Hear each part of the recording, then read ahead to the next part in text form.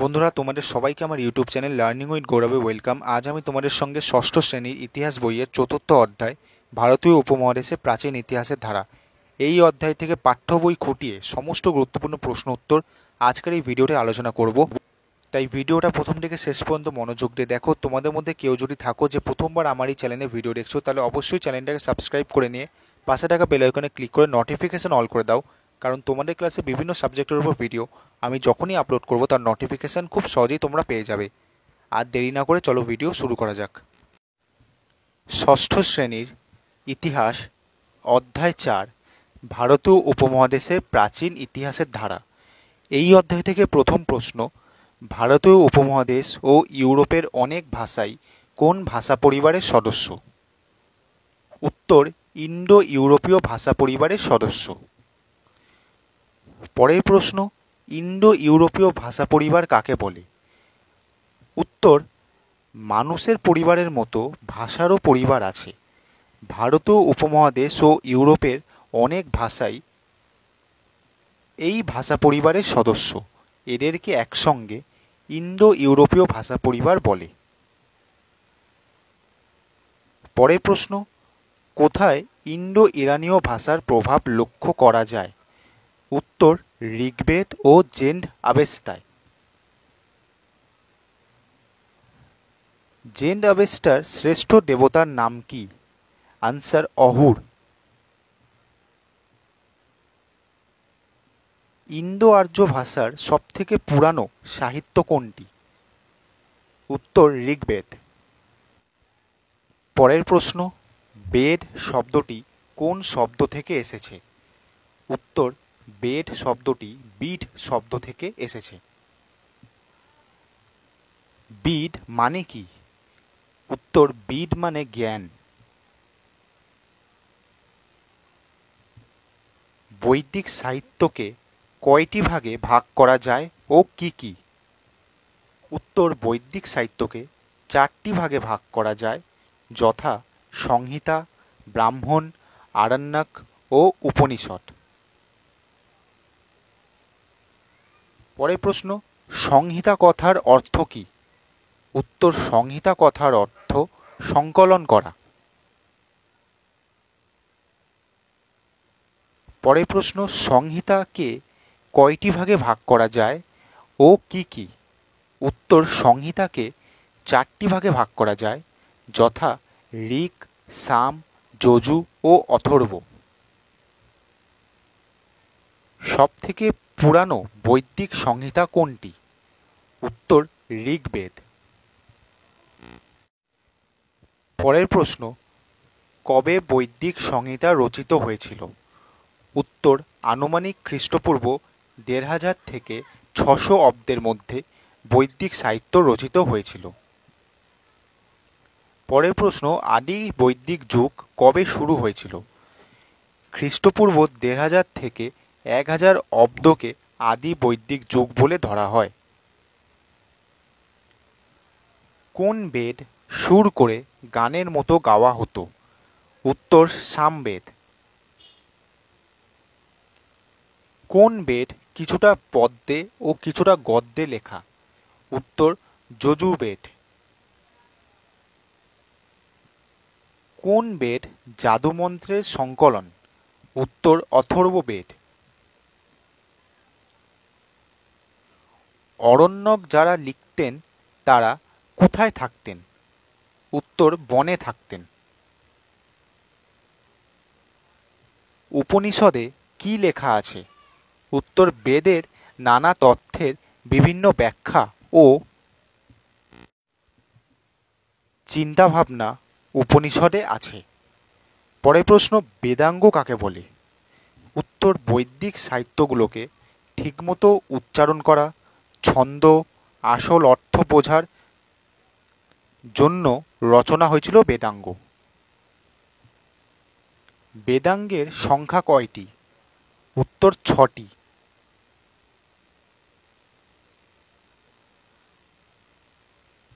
ঋগ্বেদে কোন 2 পর্বতের উল্লেখ আছে এবং কোন পর্বতের উল্লেখ নেই? ঋগ্বেদে হিমালয় এবং কাশ্মীরের মুজবন্ত শৃঙ্গের উল্লেখ আছে, কিন্তু বিন্ধ্য পর্বতের উল্লেখ নেই।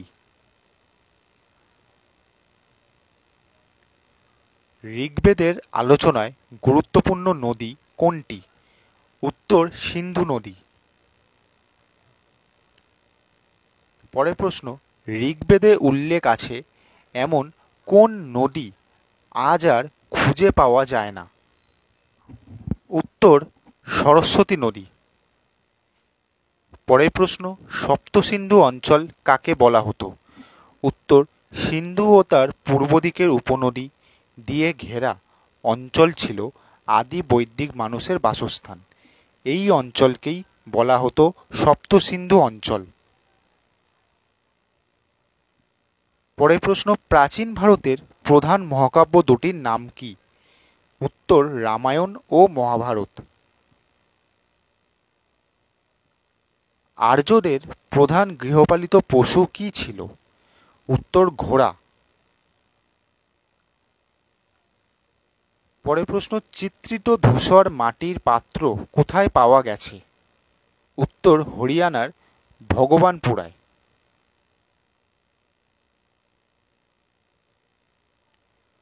কোন বেদে 10 রাজার যুদ্ধের কাহিনী আছে? এই যুদ্ধে কে জয়লাভ করেছিল?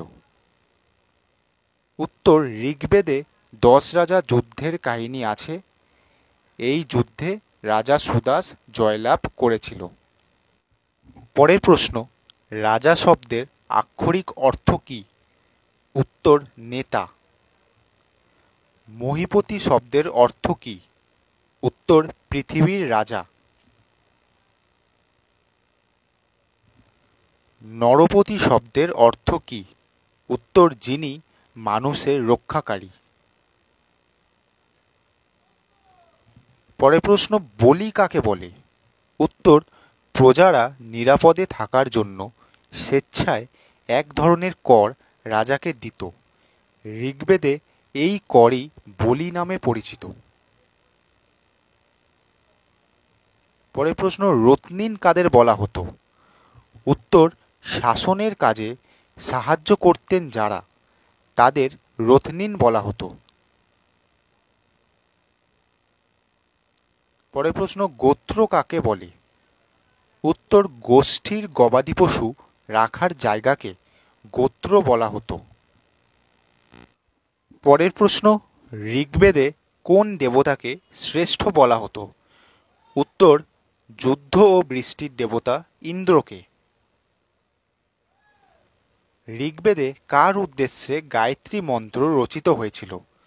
উত্তর সূর্য দেবতা সবিত্রীর উদ্দেশ্যে। পরের প্রশ্ন, বেদের আরেক নাম শ্রুতি কেন?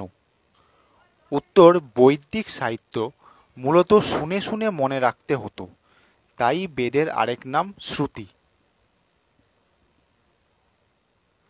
বৈদিক শিক্ষার দুটি প্রধান বিষয় কি ছিল? উত্তর ছন্দ ও ব্যাকরণ। পরের প্রশ্ন, অরুণীর শিক্ষাগুরু কে ছিলেন? উত্তর মহর্ষি আয়োধ্যৌম। পরের প্রশ্ন, মহর্ষি আয়োধ্যৌমের কতজন শিষ্য ছিল ও কে কে? উত্তর মহর্ষি আয়োধ্যৌমের 3 জন শিষ্য ছিল। তারা হলো বেদ, উপমন্যু এবং অরুণী। পরের প্রশ্ন, বৈদিক যুগে কত বছর ধরে শিক্ষাদান চলত? উত্তর 12 বছর ধরে। পরের প্রশ্ন, একলব্যর পিতার নাম কি ছিল? উত্তর হিরণ্যধনু। প্রথম কোন বেদে ইটের কথা পাওয়া যায়? উত্তর যজুর্বেদে।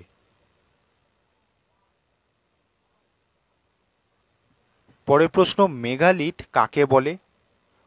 কয়েকটি মেগালিথ কেন্দ্রের নাম লেখো। উত্তর বড় পাথরের সমাধিকে মেগালিথ বলে। কয়েকটি মেগালিথ কেন্দ্র হল রাজস্থানের ভরতপুর, ইনামগাঁও, কাশ্মীরের বুরজাহোম।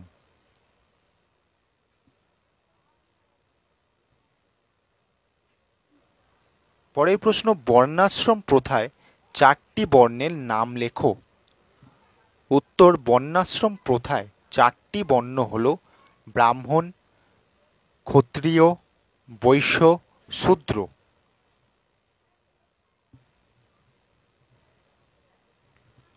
চতুরাশ্রম প্রথার 4টি ভাগ লেখো।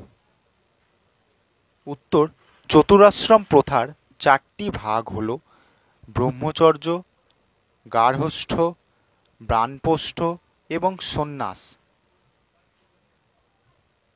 পরের প্রশ্ন, কোন বেদে চিকিৎসাবিদ্যা বিষয়ে আলোচনা দেখা যায়? উত্তর, অথর্ব বেদে। পরের প্রশ্ন, মহর্ষি আয়ধ্যৌম অরুণীকে কী নাম দিয়েছিলেন এবং তিনি কেন তাকে এই নাম দিয়েছিলেন?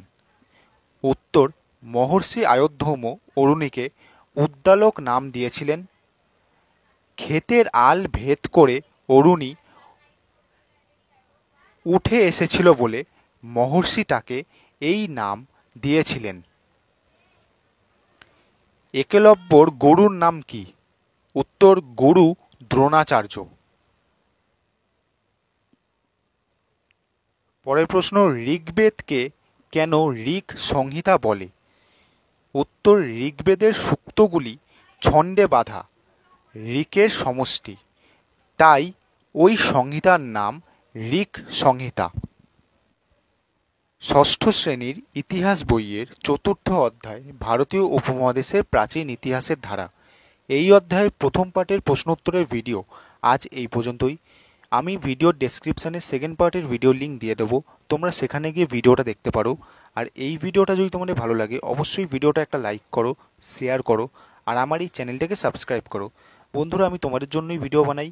ভিডিওয়ে দেখানো কোনো প্রশ্ন শুনতে অথবা বুঝতে যদি তোমাদের কোথাও অসুবিধা হয় অবশ্যই ভিডিওর নিচে কমেন্ট বক্সে লিখে পাঠাও, আমি তোমাদের সব ডাউট ক্লিয়ার করে দেবো। তো আজকের মতো এই পর্যন্তই, সবাই ভালো থেকো। পরের দিন তোমাদের সঙ্গে দেখা হচ্ছে নতুন একটা ভিডিও নিয়ে।